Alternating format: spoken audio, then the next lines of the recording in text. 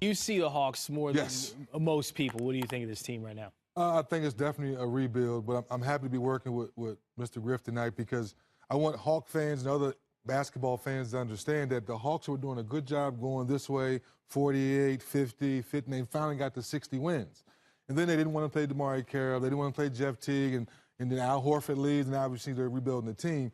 But as an executive, where's that decision in the front office? You say to yourself, I want to continue to win 50, 55 games, maybe 60. Yes, I know LeBron's over there, but I'd rather still be competitive and lose to LeBron for the next 3 years or 4 years versus rebuilding the team. And now my fan base is like, I don't know if I believe in rebuilding when we're still winning now. How does that really, flush out in the front office? I think one of the hardest things we do in a front office is recognize how good we are or are not. And one of the most dangerous things you can do is think you're much better than you are. So teams are always on guard for that. You don't want to invest too much in a team that may be sort of doomed to finish, out of the playoffs in round one, round two.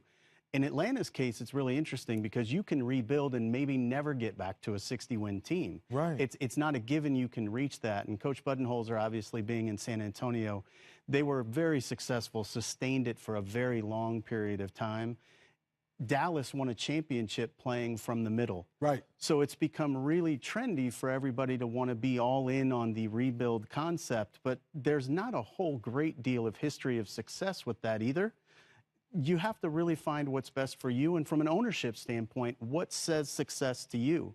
And if winning a championship is all you're going to judge success by, then you tend to do things like Atlanta did. So you think Dallas, when you look back on it, may say, wait a minute, if I'd have kept that team of scrappy guys, Dirk still had some real good years when he first won the championship.